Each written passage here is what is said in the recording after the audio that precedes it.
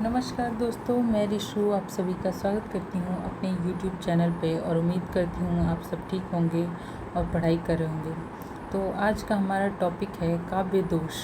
तो काव्य गुण और जो भी उसके पीछे के टॉपिक है भारतीय काव्य शास्त्र में वो हम पढ़ा चुके हैं। अगर आप लोगों ने वीडियोज़ नहीं देखी है तो मेरी प्लेलिस्ट में जाके देख सकते हैं। और तो चलिए आज का टॉपिक हम लोग शुरू करते हैं। काव्य दोष क्या है?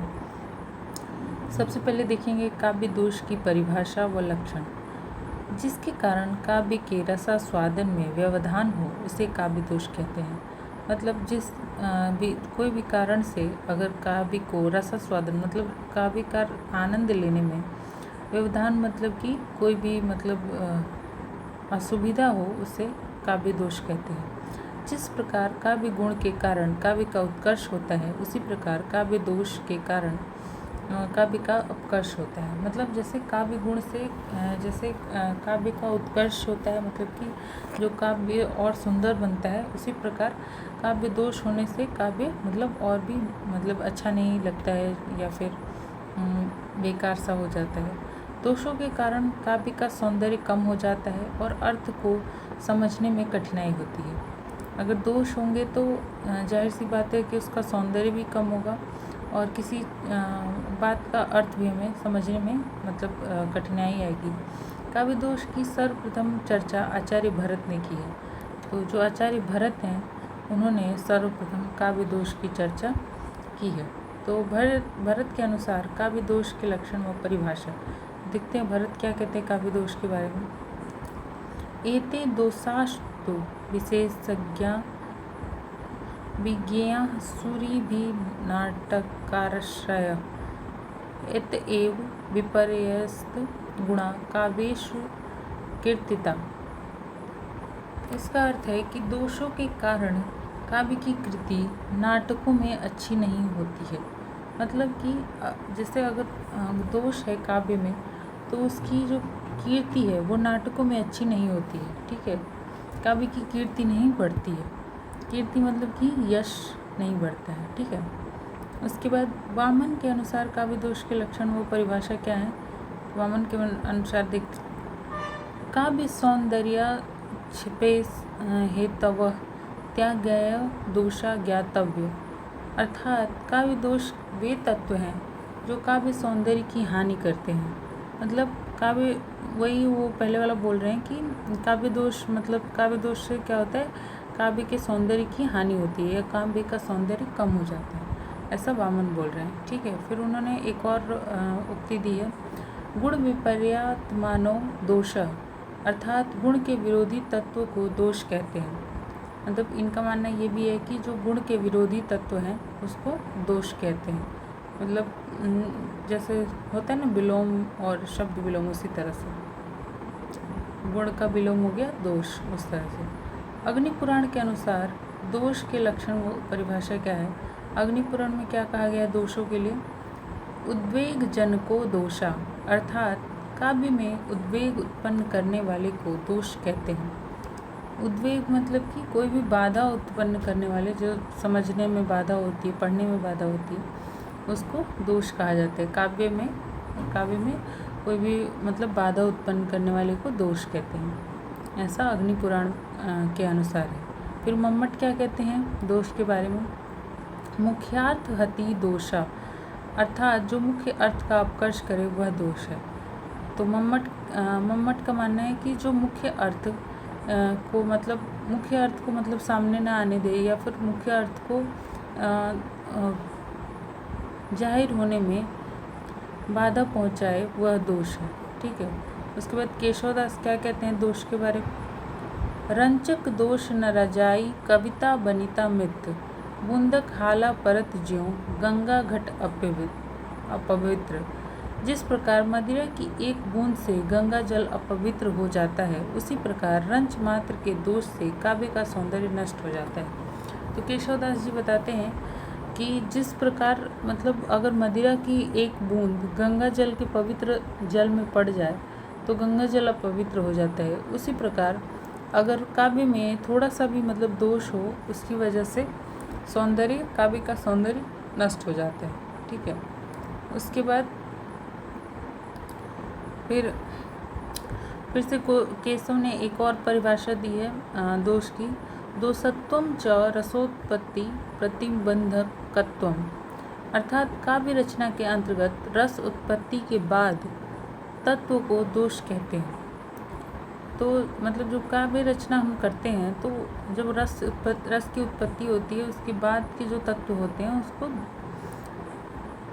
उसके बाद के तत्व को दोष देते हैं। ठीक है, तो फिर ये केशवदास की जो दूसरी उक्ति है उसका अर्थ हुआ। फिर श्रीपति मिश्र के अनुसार दोष का क्या परिभाषा है। जो पदार्थ के दोष ते आए कवित नसाए, दूसर तासो कहत है श्रीपति पंडित राय। श्रीपति का कहना है कि जिस पदार्थ के आने से कवित नसाए, मतलब कि कविता का नाश हो जाता है या कविता नष्ट हो जाती है, ऐसा श्रीपति पंडित राय का मानना है कि मतलब जिस पदार्थ के आने से कविता नष्ट हो जाती है वो मतलब दोष है। ठीक है, उसके बाद आचार्य दंडी को दोष काव्य की विफलता कहते हैं। मतलब आचार्य जो दंडी हैं वो दोष को काव्य की विफलता कहते हैं, जबकि भामह दोष को कुकवित्व कहते हैं। ठीक है, तो ये आप लोग ध्यान में रखेंगे, ये परीक्षा में पूछा जा सकता है कि दंडी ने दोष को क्या कहा है, भामह ने दोष को क्या कहा है। ठीक है, उसके बाद आनंदवर्धन ने दोष की जगह अनौचित्य शब्द का प्रयोग किया है। चिंतामणि ने कवि कुल कल्पतरु में के 4 अध्याय में काव्य दोष का वर्णन किया है। ठीक है, तो ये भी मतलब एक तरह से ध्यान देने योग्य बात है। उसके बाद काव्य दोष के भेद कितने हैं, मतलब काव्य के दोष किस किस तरह के हो सकते हैं वो भरत मुनि ने बताया है। तो भरत मुनि ने काव्य दोषों की संख्या 10 मानी है। उनका मानना है कि 10 तरह के दोष हो सकते हैं किसी काव्य को रचने में। तो पहला है गुणार्थ, मतलब कि बहुत ही ज़्यादा कठिन शब्द, मतलब उसका अर्थ हो जो आपको समझ में ना आए, तो वो भी एक काव्य का दोष हो गया। अर्थांतर हो कि मतलब शब्द कुछ और है, उसका अर्थ मतलब कुछ अलग ही निकले। फिर अर्थहीन, मतलब कि कोई शब्द हो जिसका कोई अर्थ ही ना हो। उसके बाद भिन्नार्थ, मतलब कि वो भी मतलब अर्थ शब्द से भिन्न उसका अर्थ हो। उसके बाद एकार्थ, उसके बाद अनिलुप्तार्थ, न्यायोपेत, विषम, विसंधि और शब्दच्युत। ठीक है, तो इस तरह से इन्होंने 10 दोषों की संख्या मानी है भरत मुनि ने। गुणार्थ, अर्थांतर, अर्थहीन, भिन्नार्थ, एकार्थ, अनिलुप्तार्थ, न्यायोपेत, विषम, विसंधि और शब्दच्युत। ठीक है, वामन ने दोषों को 4 भागों में बांटा है।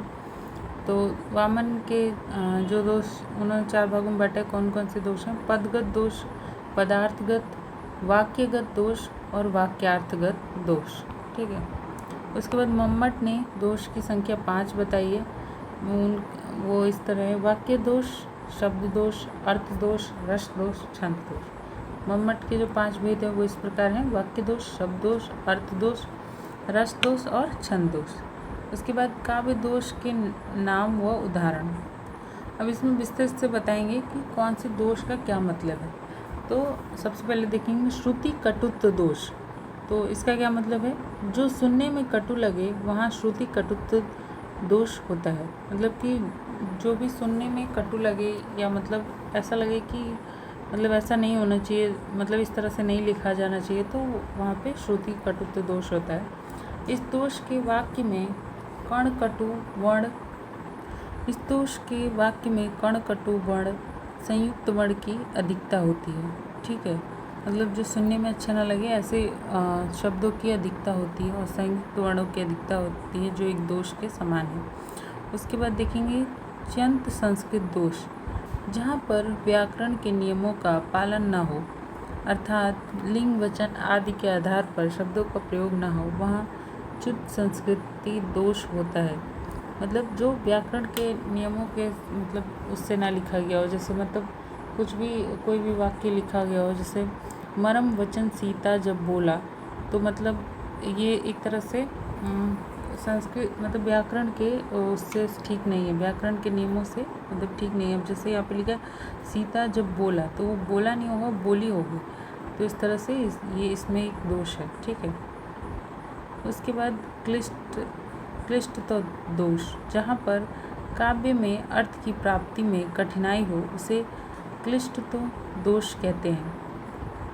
जहाँ पर शब्द मतलब इतने कठिन हो कि मतलब उसके शब्द अर्थ को जानने में बहुत ही कठिनाई हो, उसको क्लिष्टत्व दोष कहते हैं। जैसे यहाँ पे दिया गया है, तरु रिपु रिपुधर देखी के बेरहने ते अकुलाए। मतलब अब इसमें बहुत सारे शब्द ऐसे हैं जो मतलब बहुत ही क्लिष्ट हैं, मतलब बहुत ही कठिन है, जिसका मतलब अर्थ निकालने में बहुत लोगों को परेशानी हो सकती है। मतलब बहुत सिंपल नहीं है कि ताकि कोई भी समझ ले। ठीक है। उसके बाद क्या है, ग्रामत्व दोष। ग्रामत्व दोष क्या होता है, जहाँ पर काव्य आदि में ग्रामीण जनों की वाणियों का प्रयोग हो, अर्थात साहित्यिक भाषा में ग्रामीण अंचल के देशज शब्दों का प्रयोग हो, वहाँ ग्रामत्व दोष होता है। मतलब कि जैसे कोई कविता लिख रहे हैं तो उसमें अपने ही गांव की कोई मतलब किसी शब्द को जोड़ दिया जो अन्य लोगों को ना पता हो, तो और सिर्फ उसी क्षेत्र के लोग उस मतलब भाषा को समझते हों या फिर उस शब्द को समझते हों, तो ये एक तरह का दोष हो जाता है, ग्रामत्व दोष। ठीक है। उसके बाद न्यून पदत्व दोष। तो न्यून पदत्व दोष क्या होता है, जहाँ पर अर्थ की प्राप्ति के लिए काव्य में शब्द को बाहर से जोड़ने की आवश्यकता पड़े, वहाँ होता है न्यून पदत्व दोष। मतलब कि जहाँ पर मतलब इतने कम शब्द हो कि अर्थ की प्राप्ति ही ना हो पाए, और अर्थ की प्राप्ति के लिए बाहर से हमें शब्द जोड़ने की आवश्यकता पड़े, वहाँ न्यून पदत्व दोष होता है। मतलब कि शब्दों की कमी, मतलब आप जैसे थोड़ा सा ही लिख के छोड़ दिए कि ताकि आपको पाठक को जब पढ़ रहा है तो उसको अपनी तरफ से ही कुछ शब्द जोड़ के मतलब लिखना पड़े। उसके बाद अधिक पदत्व दोष। मतलब जहाँ पर काव्य में छंद की यति गति में बाधक के रूप में अधिक शब्द आए, उन्हें अधिक पदत्व दोष कहते हैं। मतलब कि जहाँ पे कोई काव्य लिखते समय हम लोग मतलब कुछ ज़्यादा ही शब्द जोड़ दें, मतलब जिसकी ज़रूरत ना होते हुए भी ऐसे शब्दों को लिख दें, तो वहाँ पे वो हो जाता है अधिक पदत्व दोष। जैसे न्यून पदत्व दोष था वैसे ही अधिक पदत्व, मतलब ना ही शब्दों की संख्या अधिक होनी चाहिए और ना ही शब्दों की संख्या कम होनी चाहिए। ठीक है। उसके बाद या काव्य में अनावश्यक शब्दों का प्रयोग किया गया हो, उसे अधिक पदत्व दोष कहते हैं। ठीक है। उसके बाद अश्लील तत्व दोष का मतलब परिभाषा क्या है, जहाँ पर जुगुप्सा भाव से युक्त श्रृंगारिकता, कामुकता, अमंगल सूचक शब्दों का प्रयोग किया जाए, वहाँ अश्लीलत्व दोष होता है। मतलब कि जहाँ पर कुछ मतलब ज़्यादा ही जहाँ जितनी ज़रूरत नहीं हो उससे ज़्यादा ही दिखाया जाए, जुगुप्सा भाव और जुगुप्सा भाव मतलब घृणा वाला भाव, और श्रृंगारिकता, कामुकता और अमंगल सूचक शब्दों का प्रयोग किया जाए, वहाँ अश्लीलत्व दोष होता है। ठीक है। जैसे यहाँ पे आंखें निकाल उड़ जाते, क्षण भर उड़कर आ जाते, शव चीब खींच कर कौवे चुभला चुभला खाते। मतलब एक तरह से ये बहुत ही जुगुप्सा वाला भाव है यहाँ पे, जैसे घृणा वाला भाव है, इसको पढ़ के मतलब आपको घृणा आ रही है, तो यही मतलब ये भी इस एक तरह का दोष है। मतलब ऐसा भी काव्य नहीं होना चाहिए कि जिसको पढ़ के आपका मतलब मन ही खराब हो जाए। ठीक है। तो यहाँ पे अगर आपको कोई भी डाउट होता है तो ये आप कमेंट करके पूछिए, और ये काव्य दोष यहाँ पे समाप्त होता है। और अगर आपको मेरी वीडियो अच्छी लगती है तो लाइक, सब्सक्राइब और शेयर कीजिए। धन्यवाद।